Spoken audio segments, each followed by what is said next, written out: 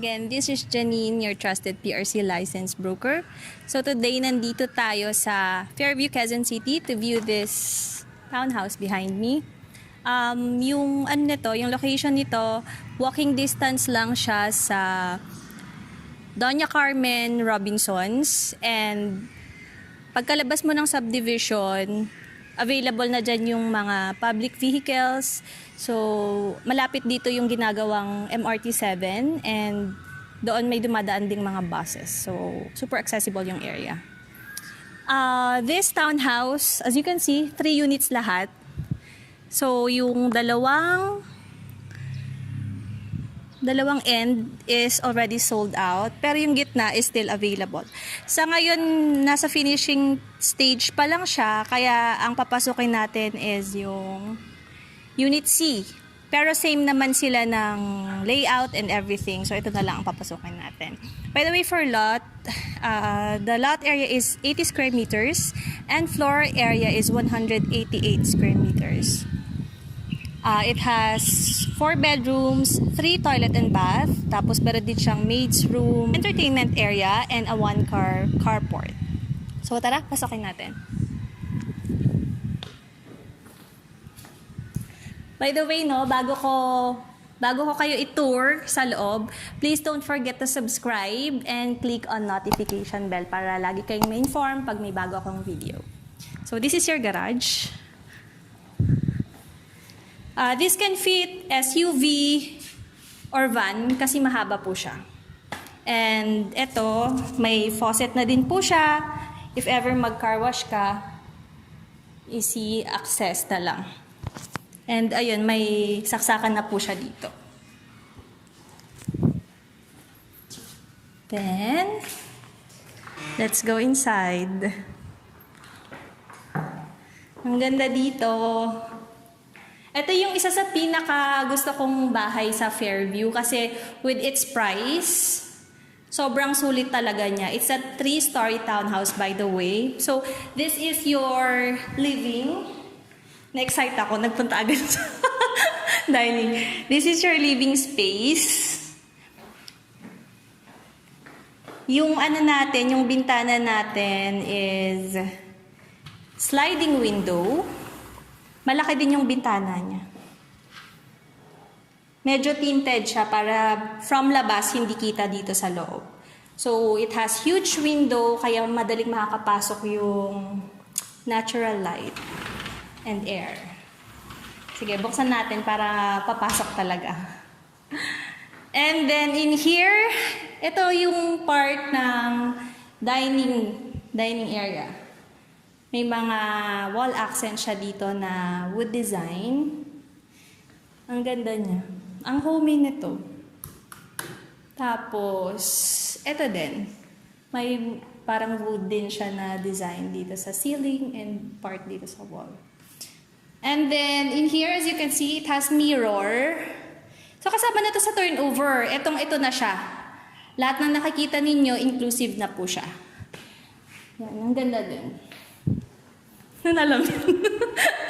Ito, pakita mo to. Ang ganda din nito yung sa living area. Pabalik-balik. Yan. So, lahat ng light fixtures na nakalagay, kasama na po siya. So, yan, with may may ilaw dyan na main and then yung pin lights. And then, moving here, we have an airwell. Sa mga modern na bahay, nilalagyan siya ng airwell para at least, yun nga, lahat ng sides, even yung mga inner na rooms ay magkaroon ng ventilation. So, ito may drainage din dito sa area na to. Yan. And, of course, abang para sa faucet.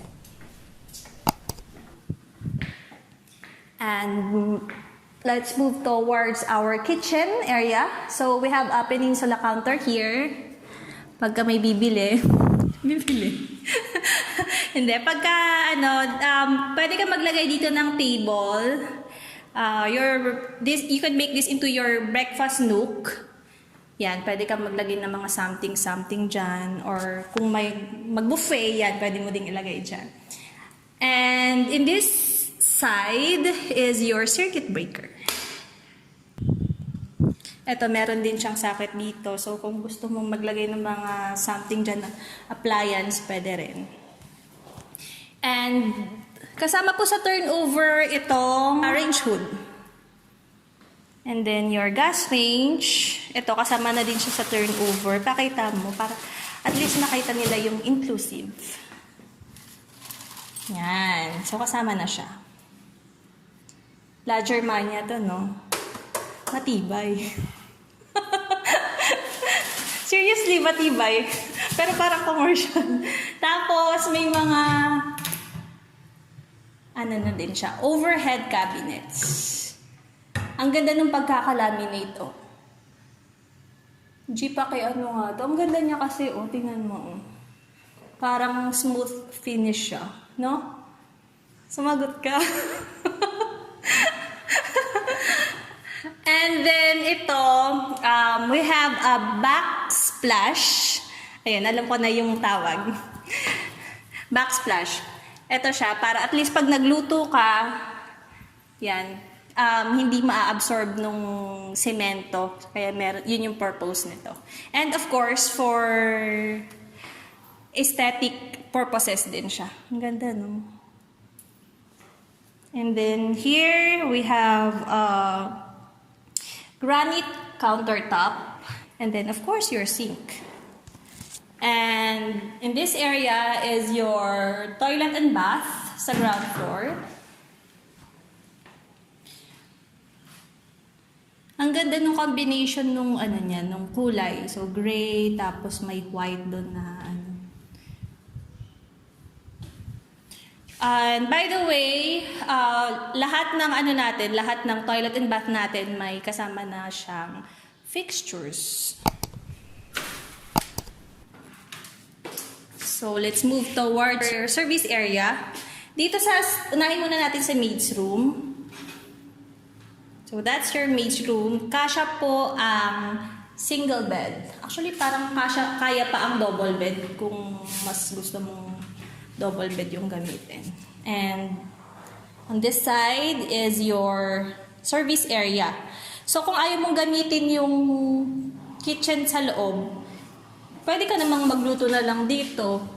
Palagyan to ng bubok kung gusto mo. And then, of course, may sink din siya. And here's your space for your laundry. May saksakan na siya. Tara. And ito pa pala, merong ano dito, storage area.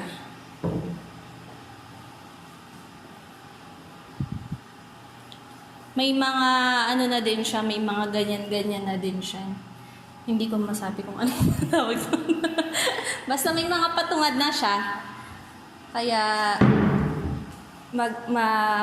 mas magiging madali yung pag-store mo ng mga something na gusto mong ilagay dyan. Now, let's check our second floor. So, dito sa hagdan, may ilaw pa rin dito. And this staircase is made of wood. And dito, combination of metal and glass.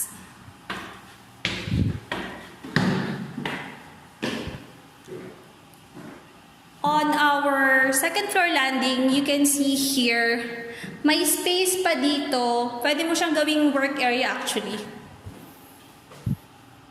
Kasi may saksakan dito, pwede kang maglagay ng table dito. Open ko nga muna, ngayon may alam tayo. Tapos meron ding window dito. Nandito yung airwell natin, kaya pag mag-i-stay ka dito, maliwalas pa rin siya. So, pwede kang maglagay ng up to 2 tables dito. Para, yan, kung may magkapatid or kung simply work at home, pwedeng-pwede. Ang press ko dito. Unahin natin dito. Ay, wait lang, dito na lang.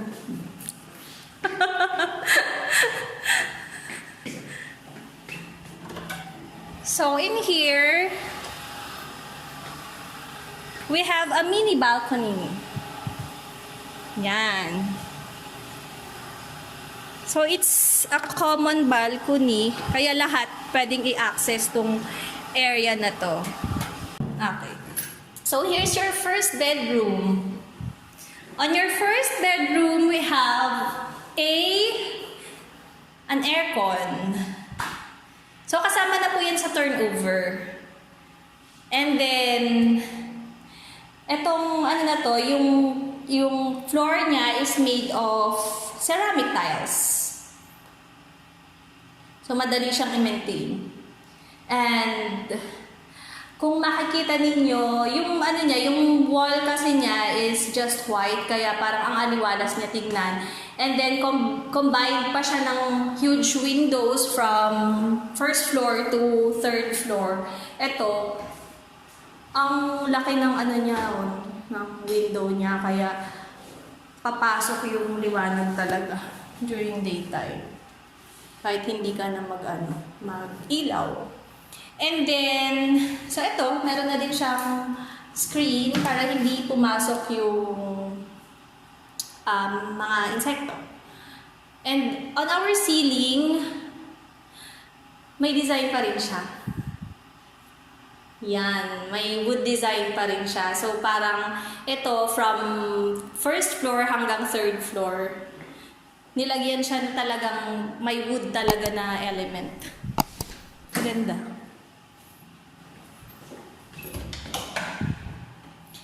And then here is your second bedroom.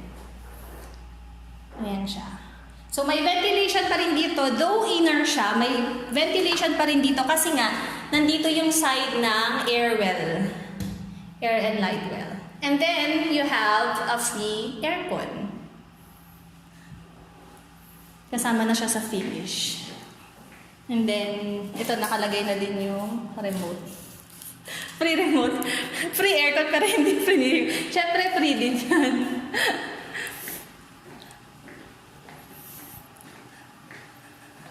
Hindi ka sumasagot ha. Akala ko magagayahin mo na si Mike.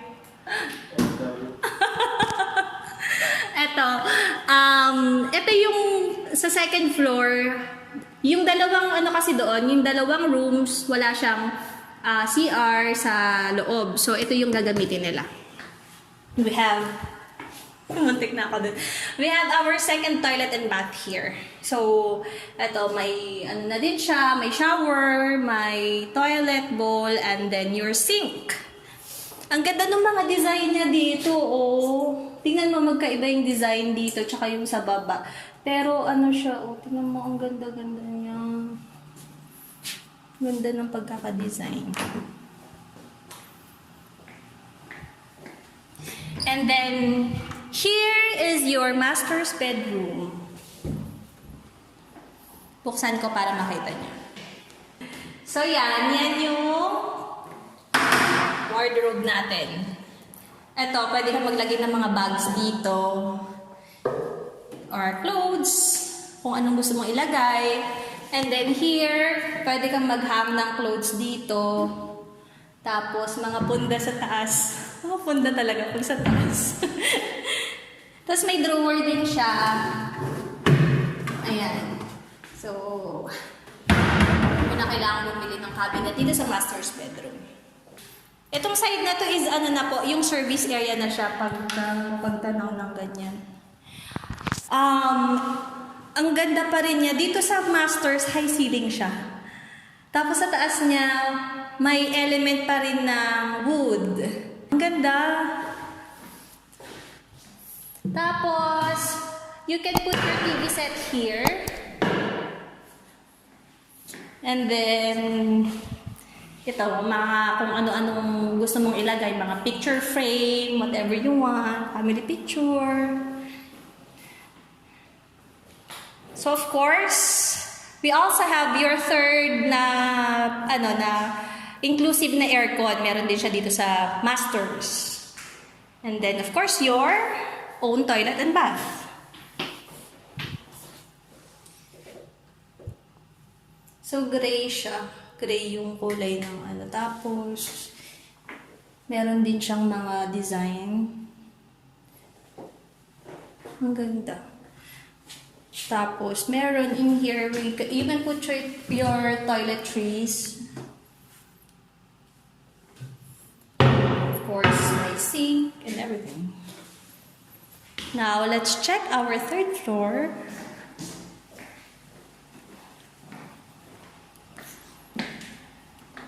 So, on our third, we have an entertainment area and our fourth bedroom. Ito pa pala, kasama siya sa turnover. Ang ganda. No? Ayaw talaga sumagot ni G. Akala ko ba mag-o-opo ka? So ito, this is your fourth bedroom. Ang ganda din niya. Ang aliwalas niya kasi siguro talagang na consistent na parang puti yung ginamit. I think it's bridal white. Basta some kind of white. And then this one, kasama na din siya sa turnover. Of course, your light fixture. And sa side na to is an air well. Kaya may ventilation pa rin dito sa area na to. And on this side is your entertainment area. Ang ganda niya, ang luwag. Tapos katabi pa niya yung balcony, kaya pagka kunyari may dito, may nag-invite ka ng relatives, okay lang siya, i-open mo siyang ganito para yan, pag may mga bata, tatakbo-takbo dyan lang sila, maluwag. Naka-imagine agad. Tapos yung sa, sa taas din, meron din siyang cove light and a beautiful lighting. So ito yung balcony natin. It's so spacious. Talagang ma-relax ka talaga kapag nandito ka. Kasi ang dami mong pwede kang maglagay dito ng table dito. Or dito. Tapos mga halaman. So dito, ang ganda niya Tapos yung area pa is madami pa rin siyang puno, kaya very relaxing talaga. Ayun. So, ayun guys, just a recap. Lot area of this property is 80 square meters and floor area is 188 square meters. We have 4 bedrooms, plus maid's room, 3 toilet and bath, and a 1-car carport. If you want to inquire for this property, so isa na lang to, please do message me. My numbers are below.